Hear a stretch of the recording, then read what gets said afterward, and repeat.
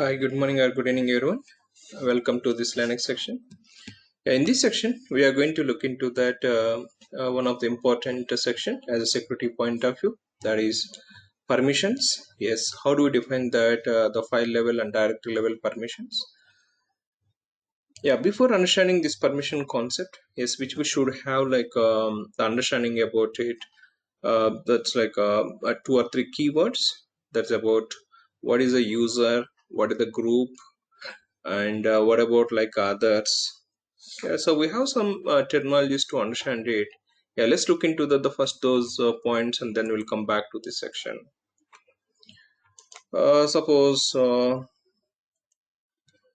if you'd like to understand this concepts, let me have that the one scenario. Like suppose we have the team that's about DevOps team who are working this on systems, and as well as database admins and network team, and yes, the system administrators. Yeah, there are the different teams who are accessing that the servers. So let's think it like you have one server, and the server is getting accessed by this all these different groups of the team members.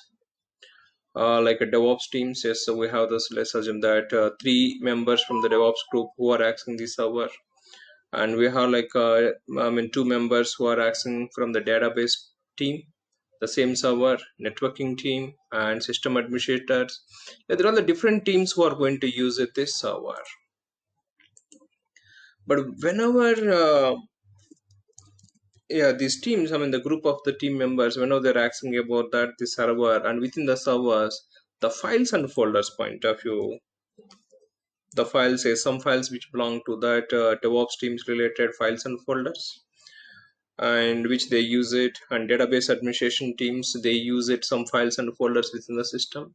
A networking team, yes, they use it some files and folders from their yes, their specific files. And system administrators, yes, like different teams who are going to use the servers, and as the team, and what are the files and the folders which they have that belong to their activities, yes, they need to use the files and folders. But whenever they are asking about the files and folders, suppose DevOps team, they have created their file. But who has created that file from the DevOps team? Who has created? So let's assume the DevOps team, like we have the three members.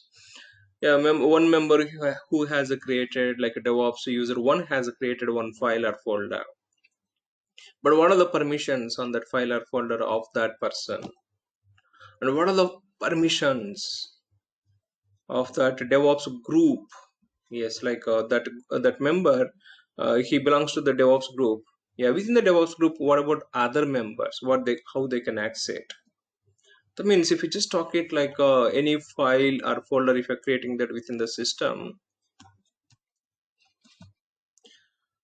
and again here we have who can access this file. Suppose here there's three more points which we need to come back to that here. Owner of the file, the owner who has created this file, so and so xyz file from the DevOps. Okay, you are the DevOps team and you have created. Yes, what about the permissions for you? That's as a owner of that. And what about your group? Yes, about your group. What are the permission they have that? And others. Here others are nothing but the other members who are logged into the server that belong to the database admin or networking team or system admin team. So any files or directories, if we just talk it about it, who has created the file, or who has modified, or who is having, or who is yeah, full permissions having that is a owner of the file. The owner, and that owner, suppose owner is that like is the user, and is that belongs to the DevOps group. But within the DevOps group, are you going to have the only one user, two or three members? Yeah, like maybe other members on the basis of like a group, the requirement. Yeah, so the who has created a owner, but the owner, whatever the group he belongs to, that what about the group members, the permissions on these files and directories. And as well as the third option, what we have this is what about others. Others are nothing but like a database administrator. He has joined, who has logged into this server. Then what about the permissions, files and permissions of that user? And what about like system administrator who has logged into this system, and the DevOps user who has created what are the files and permissions?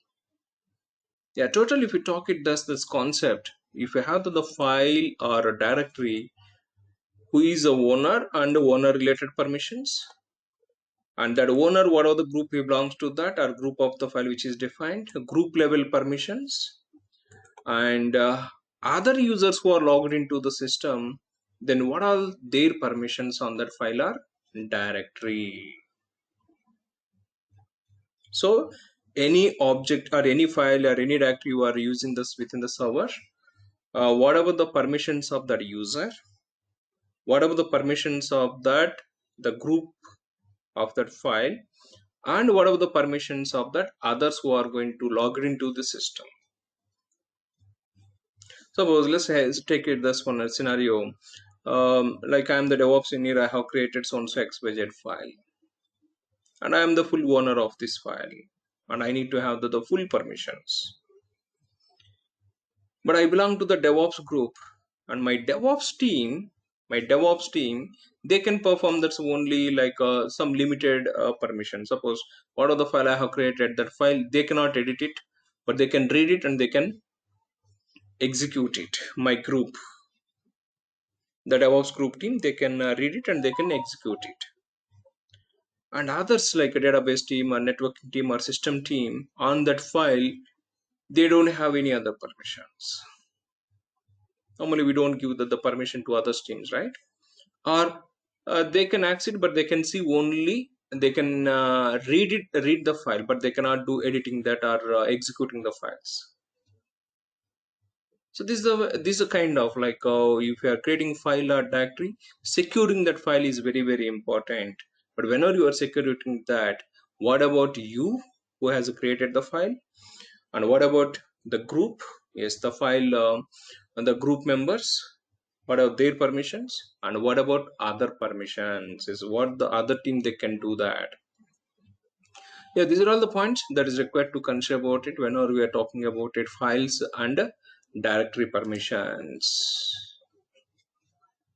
So now what do we do, that is we look into that understanding. So how do we set up this the permissions, or what are the different the approaches that we can have this to set up that the permissions at a file or directory level.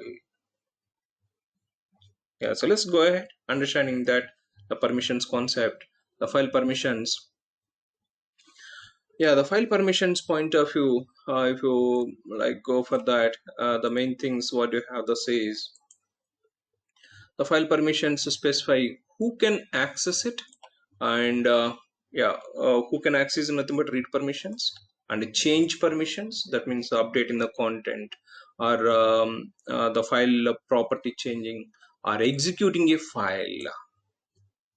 Yeah, the file permissions specify that there are, like we can say that modes also. Those modes, who can access it, who can change it, or who can execute a file on the Linux system.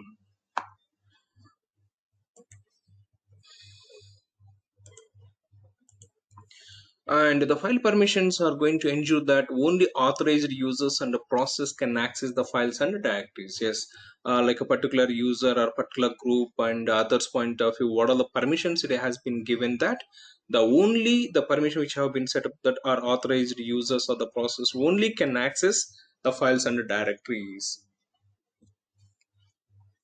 And each file and directory, whatever we are creating file or directory, has a owner and the group. Yes, each file whatever we are creating, it is going to have the owner and group. By default, the owner is that the user who creates the file. Yeah, who is creating a file, he is the owner by default, and the group is the primary group of that user. Yes, suppose if I am the user who is creating a file, but if I belong to the DevOps group, then my username is the owner, and whatever the primary group which I belong to, that is a group which will be assigned to the file. Yeah, the file has a file or directory has a owner and group who creates a file, that he is the owner, and that owner who belongs to the group, which group he belongs to, that is a group which is going to assign to the file. The ownership of a file or directory can be changed only by root. Yes, the ownership of the file or directory can be changed only by root using some commands, that is chown or chgroup commands. And for each file, the permissions are assigned to 3 different categories. Yes, for each file, the permissions are assigned to 3 different categories of the users, as we are saying that, like the file owner and the file group and others. Others are like other group members who are logged into the system. There are the 3 scopes that we can understand: user level permissions, group level permissions, and what about others who are logged into the server? What are the permissions they have? That, yeah, there are the 3 points that is required to understand it about the file permissions point of view: the owner level, group level, and others level.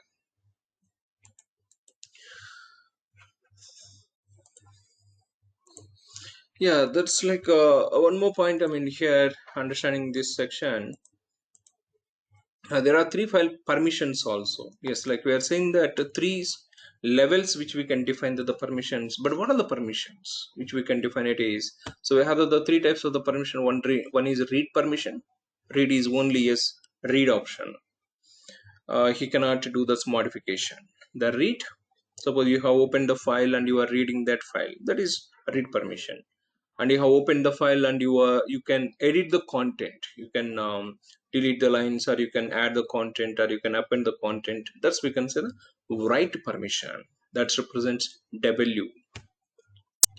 And like a binary files, if you go to that binary files, we can execute it is execute permissions: read permission, write permission, and execute permission.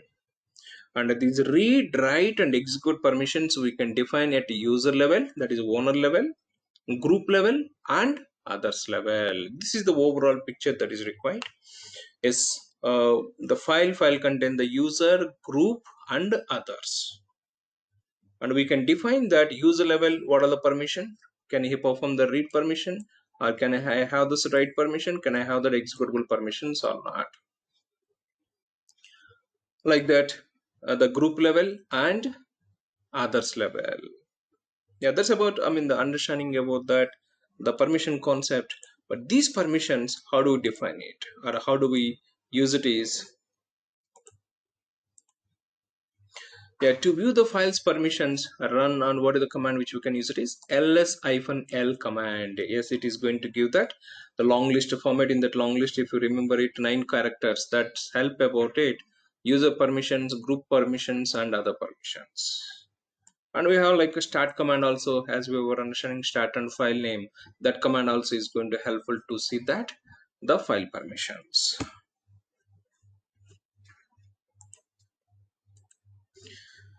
But how to define the permissions? Yeah, if you just browse it, that the permissions understanding.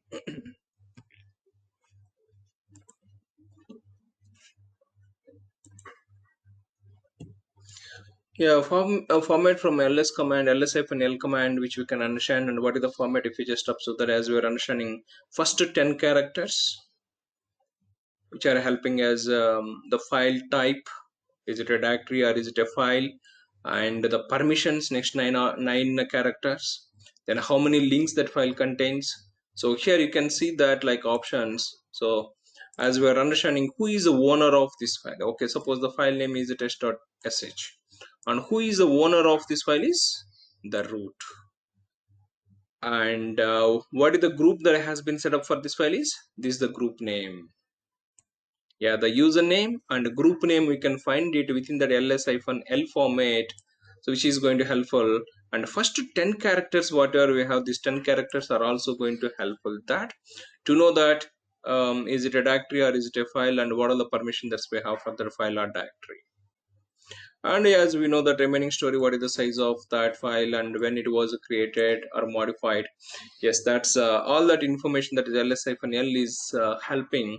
But as this scope point of the permissions point of view, these 9 characters which we have, that is going to helpful that the user level, user is like owner, the 3 characters, then group level and others level, and who is the owner of this file and what is the group of that the user. Yes, all that information that we can have it from this like I mean ls-l command. And not only just if you go and browse there some more option, yeah, the first character and the next 2 3 4, that is the owner, the 5 6 7 character that is group, and 8 9 10 character that is for others. Yeah, the first file type owner, group and other permissions. But what you will be having, so here you see that rwx or -x or -x, like this we have that. But what is the meaning of that? As we are saying about it, r for read, w for write permission, x for executable permissions. But what about this hyphen blank? Suppose group level read we have, hyphen we have, x we have. That means he is having read and execute permissions, not to write permissions. And on this file test.sh, others is nothing but other than root group of the users. They can perform the read permissions, they can perform the execute permissions, but they don't have this write permission. Write is showing as a blank.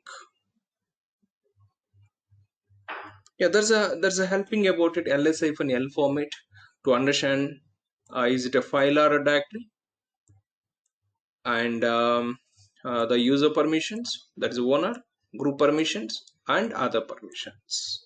But permissions also, now here if you just observe the owner, he is having read, write and execute, group he is having read and execute, others are having that only read and execute. Like that we can understand that the file permissions by using that ls-l command. But how do we define it, or how do you use it? Yes, if you go for this more option, now can you guess that what is like who is the owner of this file, and what is the group of this file, and what are the permission that we have for that owner level, group level and others level? Yeah, test.txt, who is the owner, that is a root is the owner, and he is having that read and write permissions but not executable. And this file is belong to that root group, and the root group of the users are having that read and write permissions only, not executable. And other group of users, that means other than root group of the users, they have the only read permission, and this is a file as I found first the character blank representation. Yeah, so this is approach to understand it from the ls-l, like first 10 characters, how these are going to helpful that to understand it. Yes, we can use it this notation.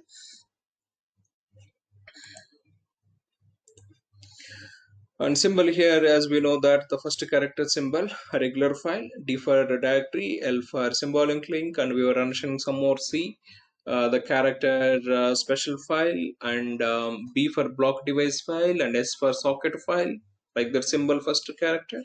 And the next option which we have this is the permissions point of view, R for read, W for write, and X for execute. And whenever we are discussing about it or understanding about the permissions at files level and at directories level, that is very very important. Let's have some points on this file level permission and directory level permission. Suppose I have the file which is having the read permission. If the file is having that only read only permission, then it allows a file to be read. That means the content of the file you can read it. And if the file is having the right permission, whether that is user level or group level or others level, leave off it, that is. But if you have the file level right permission of that user, let's assume that user, he can modify the content of the file. That means he can edit the content and he can view the content. And if the file is having that executable permissions, yes, it allows that that owner, if the owner is having that X permission, then that owner, he can execute the file. Execute like suppose we are running any .sh file that is executable, right? Yeah, that's about file level. Then whatever the directory level is, suppose you have one directory which is having the read permission,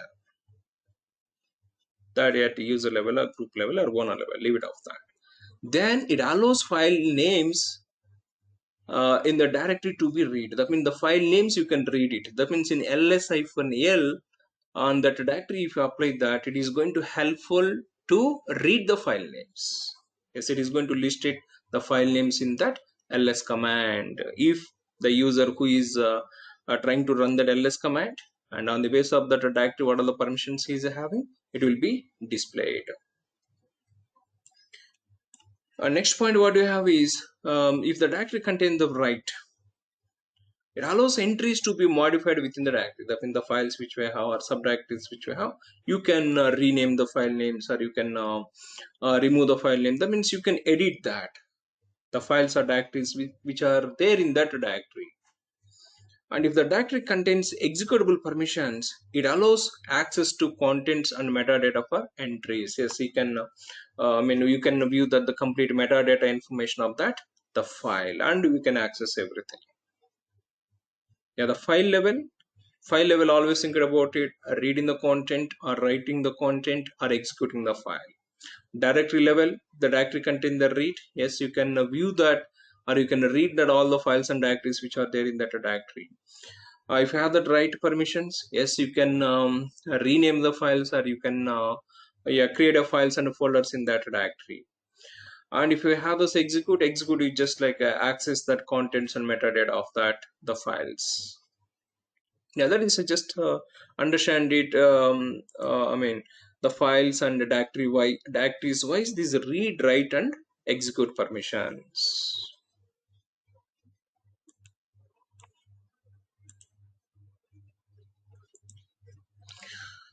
And if you just go observe, there's some more points here.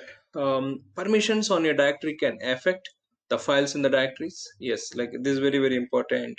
Permissions on your directory can affect the files in the directory. Suppose file is having executable permission, but directory is level not set that the executable permissions. Then if you try to run that file, then you will be having that exception. You don't have the proper permission denied. But file, if you check it, it is having the proper permission, but you are not able to execute it, and it shows that permission denied. Then think it about that directory level permission. That is very, very, very important. Sometimes we try to run the files, and the files are showing permission denied, but whenever you check it, the file permission, everything is okay. Then go for that directory level permission. That is important. Yeah, if the file permissions look correct, start checking the directory permissions. Yes, directory level also you need to make sure it whether you have the proper permissions to view the file or edit the file. And work, so still if it is not working, work your way up to the root level also, up to the top level of the directory. Yes, you need to make sure it you have the proper permissions in the directories and files. Yeah, so that's about understanding the permissions. The total conclusion is the owner level permissions, group level permissions, other users.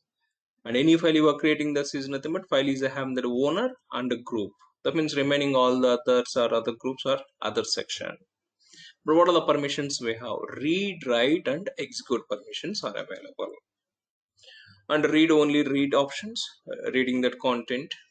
Write, yes, modifying the content. Execute, yes, you can execute the file. But how do we define that, or how do we change the file permissions, or how do we know that file permission? That is ls-l command. We are understanding that. Yeah, that ls.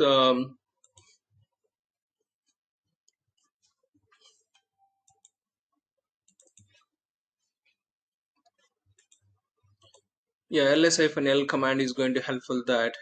So is it a file or directory, and who is the owner, who is a group, and what are the permissions at user level, group level, and others level. That is helping to get it those points. Then what about that? How do we define the permissions? Yes, we have that octal notation and as well as the symbolic notation.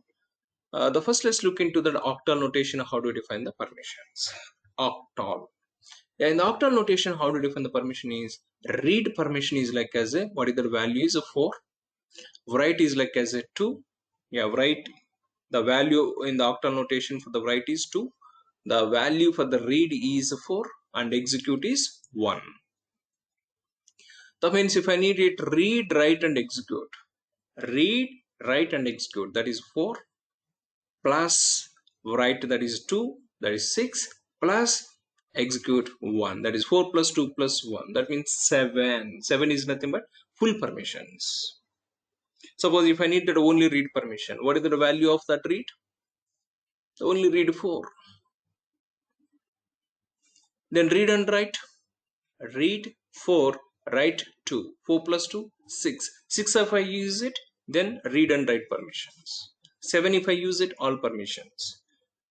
Only executable 1. Yeah, there are octal notations which we can use it to define that or to set the permissions for user level, group level, and others level. But how do you do that, or how do you set up that? Let's look at that some examples. Suppose now it is showing about it.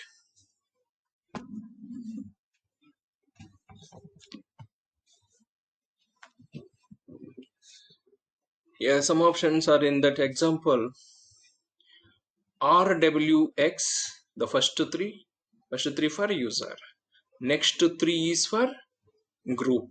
Next 3 is for others. RWX user level RWX is nothing but R4 plus 2 plus 1, that is 7. Okay, 7 is indicating that the user level permission.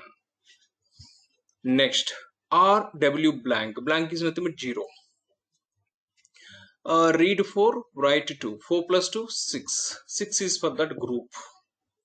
Then next 3 characters R 0 0. That means R is for the 4 4 plus 0 plus 0, that is 4. 7 6 4. This is indicating about it. User level full permissions, group level read and write permissions, and others level the only the the read permissions. Like that 6 7 3 representation. 6 is 4 plus 2, that is read write. 7 is read write and execute. 3 for write and execute. Yeah, so these octal notations we can use it to define that the permissions at user level, group level, and others level. But how do we define it, or what is the command that we can use it? What is the command that is available is change mode is the command, that is we call it as chmod. Is used to change the permissions on your file. But how do you do that? The chmod command to change the permission is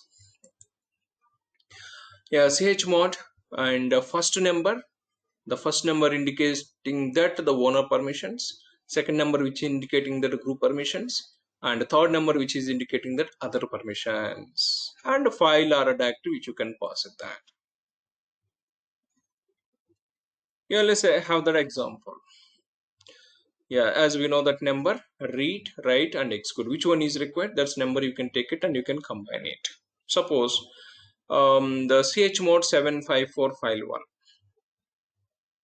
Then for this file 1, what about user permissions? What about group level permissions? What about other permissions? File 1, the first 7. 7 is nothing but read, write, and execute. RWX. That is for user level. He is having that.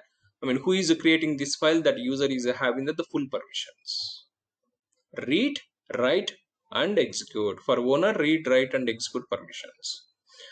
5 indicating that the second argument is indicating for the group, but it has been given the 5 is nothing but that is read plus execute 5.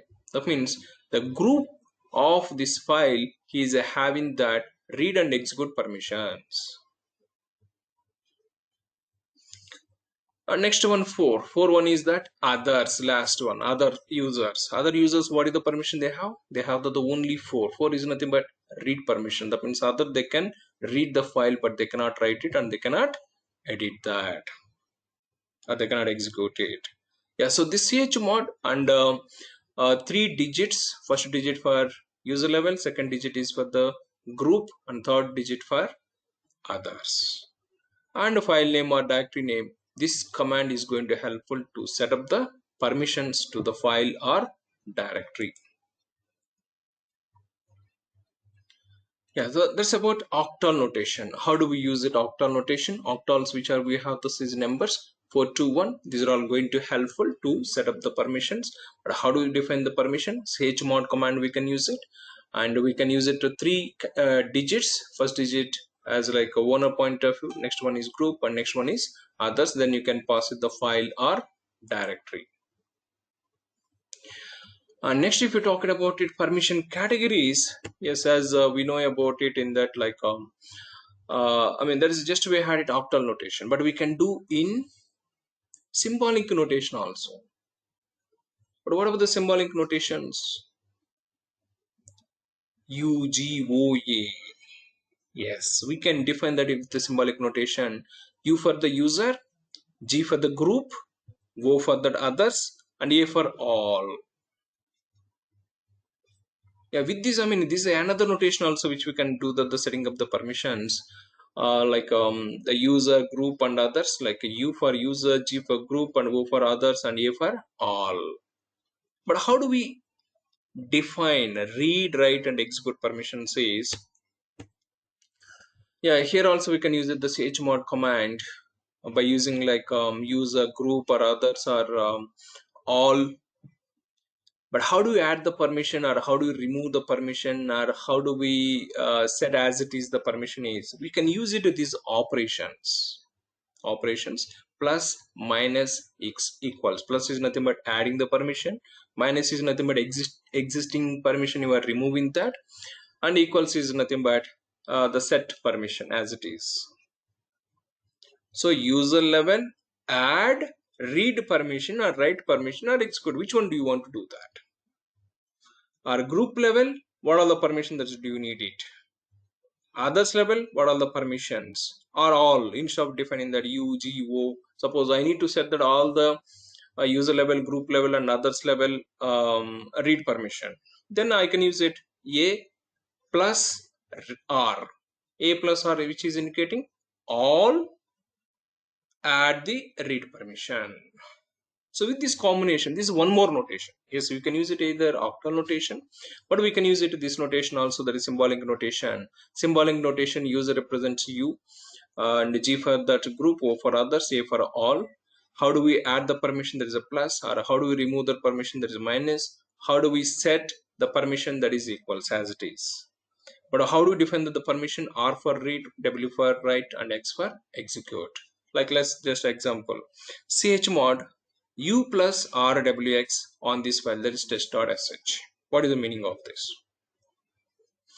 U plus, U is nothing but user level, plus in indicating adding read, write, and execute permission set that for the user on this file. That means, so test.sh, after executing this command, test.sh is going to have the user level, that means the second character, third character, fourth character, which are going to have RWX. We'll see the practical I'll come back. Yeah, so that is either octal notation we can use it, or symbolic notation also which we can use it. That is two notations whenever we are defining the files permissions within the Linux system. And there are octal notations. The 0 is nothing but no permission, and 1 is for that as that executable permissions, execute only. 2 for that write. 3 is nothing but 2 plus 1, that is write and execute permissions. 4 is nothing but only read. 5 is nothing but 4 plus 1, that is read and execute. 6 is nothing but RW, that is a 4 plus 2, and 7 is nothing but RWX. The easy way approach octal notation, but we have the symbolic notation also. Sometimes it is going to helpful. Yeah, but what is the symbolic notation? How do we use it? I will show those some examples in the next section. Yeah, commonly used permissions, symbolic RWX. In the octal notation, there is 7. Yeah, this is representation, the 9 character representation. This is 700. like rwx is 7, and rx is for that 5, and rx is for the 5. That is user level, group level, and others. Only user is have the permission, and the remaining groups or others, they cannot access it anything. And user can do all the things, and group level and others, they can do read and execute permissions. And current user and groups, they can do that read and write operations, but others, they can only read operation. And current user, that means owner of the file and group, they can do that read and write, but others, they cannot do anything. Yeah, so these are all like notations. We can use it octal or symbolic notations to define the permissions. Current user, he's on the read write, but others are group members, they have the only read permissions. Yeah, so that's about octal notation and symbolic notation to define that the permissions, either RWX notation you can use it, or 421 we can use it, and chmod is the final command to set the permissions, and the file level, but file level owner, group, and others. And how do we know that the user level what are the permission, group level what are the permissions, and other level of permission? By using ls-l command is going to helping that. Yeah, but before starting about it, the demonstration of all these, let's talk it like a groups. What is the groups? Yeah, groups. Yeah, any user you are creating that within that system, that user is belong to that one of the group. Suppose I join to the team is nothing but I am belong to that one of the group member, right? That could be DevOps team, or that could be development team, or that could be the system administrators or network administration. On the basis of like activity which I am going to do, that I am belong to that one of the primary group. But can I belong to that multiple groups, one user?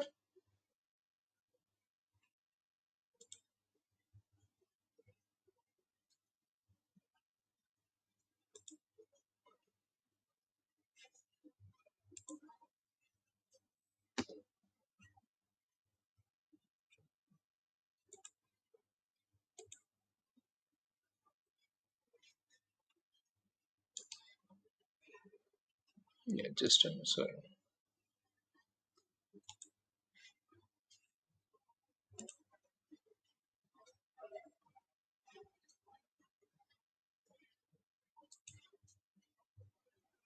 Yeah, one user is belong to that multiple groups.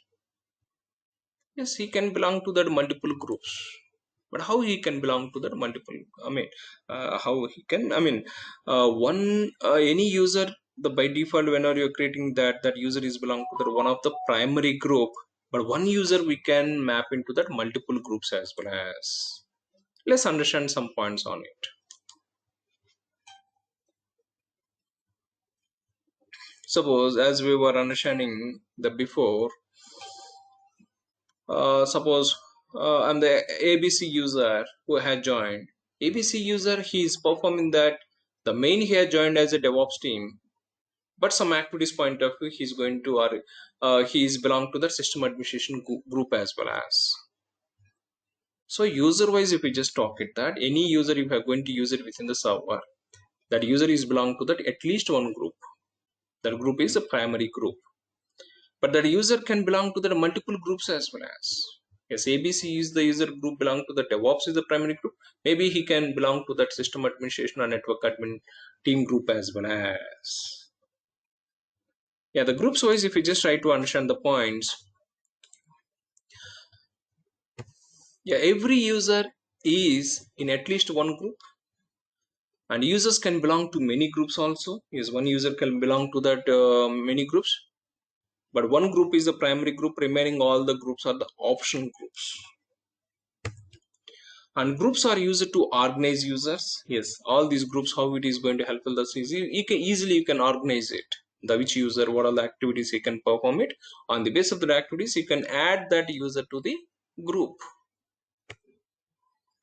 and the groups command displays that a user's groups. Yes, groups command is going to helpful that user which group he belongs to. That I will show that's all these options the later in the demonstration. And we can get it with id command also. The user is belong to the which primary group, and what are the optional groups. Yes, all the groups information of that user we can get it either by using id command. Yeah, so we can use it id command to get it that the user is belong to that which group, or we can use it the groups command also. This command is also helping about it to know that the particular user which group he belongs to that. Yeah, there are two commands. Anyway, we'll come back to this to understand all these the commands wise in the next demonstration. And is it possible changing that the owner and the group of the file? Yes, we can change it, but how do we change it is, yes, in Linux all the files are associated with an owner and a group owner, and the chown and chgroup are the commands are used to change the files owners and groups. Chown, chgrp, there are the commands are going to helpful to change the files owner and groups. But only root can change the file owner.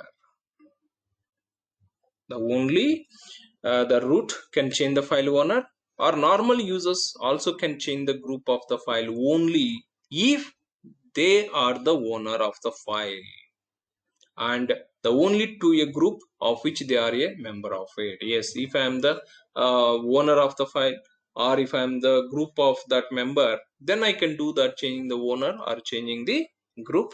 Other than that, the root user who is having the full control on that changing the owners or changing the groups. Root can change the group ownership of all the files. Yeah, finally working with the groups, so some command, just remember that groups command.